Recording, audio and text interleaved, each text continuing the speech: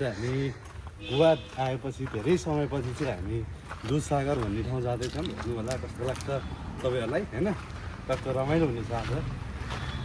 ल गाइज हाम्रो चाहिँ अन द स्पोट बनेको प्लान हो दुधसागरको। हामी गोवाको आराम्बोल भन्ने ठाउँबाट निस्किसकेका छौँ र हाम्रो अगाडि हुनुहुन्छ हाम्रो लिडर हाम्रो भरत पाण्डे। ल ल यो झोलालाई अलि यता खस्काइदियो त, टाइट भन्दा यो के टक्क हामी पन्जिम आइसकियो। पन्जिम टक्क झरियो बसबाट टक्क होइन। टक्क हामी यहाँ लिम्बू सोडा खाइन्छ, लिम्बू सोडा खाएर कतिको खाने कतिको खाने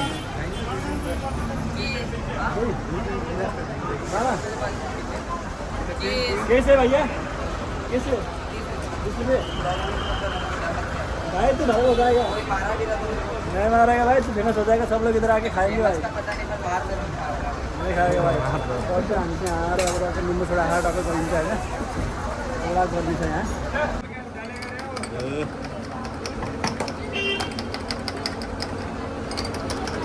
हमारा भाई सोडा बना रहा है, सोडा नींबू।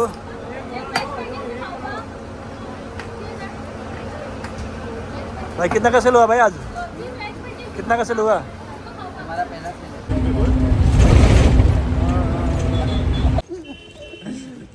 मरे यार त्यो भन्ने मान्छे मरे कि मऱ्यो त नि बिचरा बुढो है। मडगाउँको चाहिँ हामी रेलवे स्टेसनमा आइसकेका छौँ होइन। अब यहाँदेखि चाहिँ हामी दुधसागरको लागि ट्रेल्स मात्र हामी यहाँदेखि सँगै तरिका जानेछौँ होइन। वास्पिटिङमा चाहिँ राति 10 बजी ट्रेन चढ्ने हो भने 12 बजी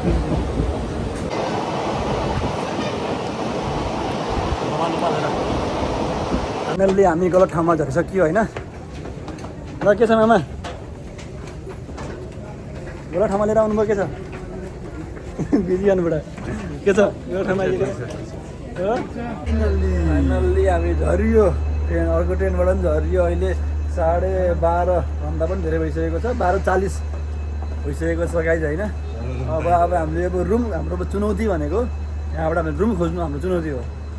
12:30 बजीतिर अब 1 बज्न लागिसकेको छ होइन। रुम कहाँ पाउने खोज्ने हो, पाइन्छ पाइन थाहा छैन, हौदारी नि हो पाइएन भने। अब म्यापमा हेर्दाखेरि 500 मिटर टाढा देखाएको छ एउटा होइन। अब त्यहाँ जाऊँ गुगलमा हेरेको के अब गुगल बाबाले के छ ल के छ। मैले हेरेको म्याप जाने कि अहिले हेरेको जाने? तपाईँले हेरेको म्यापमा 500 मिटर यहाँबाट त्यो नम्बरमा कल गर्नु त। नम्बर छ त्यहाँ? नम्बर हुन्छ नि, खै नम्बर छैन नम्बर छैन। यो म्यापमा चाहिँ हेर फनाउनु यो यहाँ आयो, यहाँ रहेछ कि हो जानु त हिँड्नु। दुधसागरबाट पो पार्किङ। हामी चाहिँ यस्तो जोस मजा आछ। मैले त यसो ट्रेनमा पनि यसो आँखा बन्द गर्न पाएको छु भने केटाहरू अरू के हो नि थाहा भएन होइन। ट्रेनमा अब अलिकति लफडा पनि परेको थियो, त्यहाँ क्यामेरा चाहिँ मलाई अन गर्न अलिकति कस्तो कस्तो लाग्यो कि। अनि फेरि अब सबै यस्तै छ गाइज होइन। रमाइलो छ, चिसो छ, शीतल छ। अब खोजिन्छ हामीले, भेटाएपछि म टक्क फेरि भन्छु है त। रातिको 1 बजेको समयमा यसरी हिँड्दाखेरि के भन्ला न हौ, यहाँ चर्च रहेछ गाइज होइन।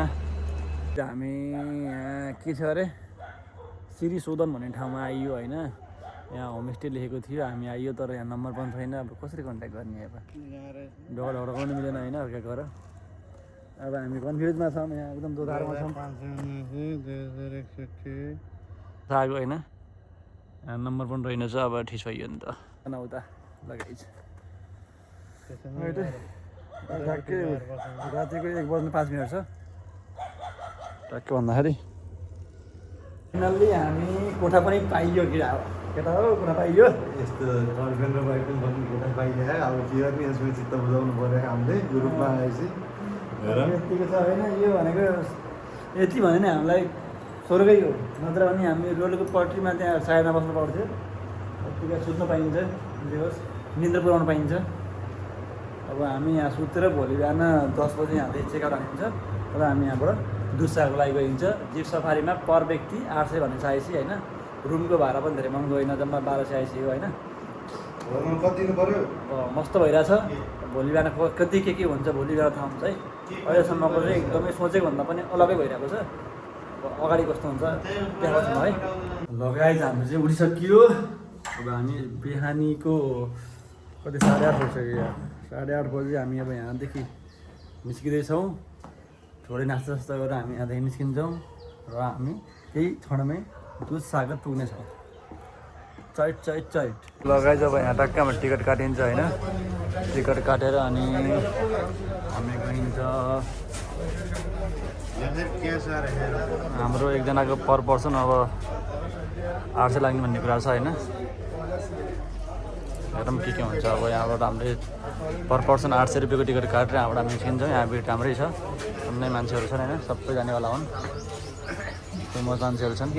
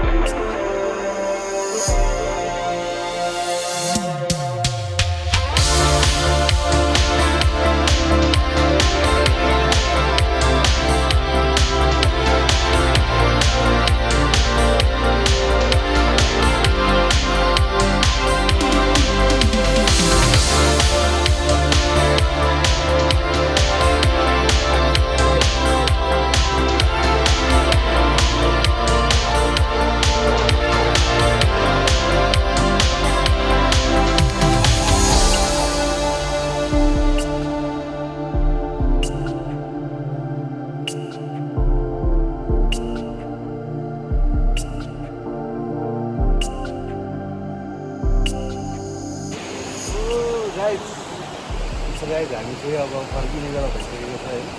हामी लगेर अब त्यही हो, अबको दिन नेक्स्ट टाइम फेरि आउँला। घाम मिठो छ, अघिसम्म जाडो भइरहेको थियो, अहिले चाहिँ घामले पुरिरहेको छ हामीलाई।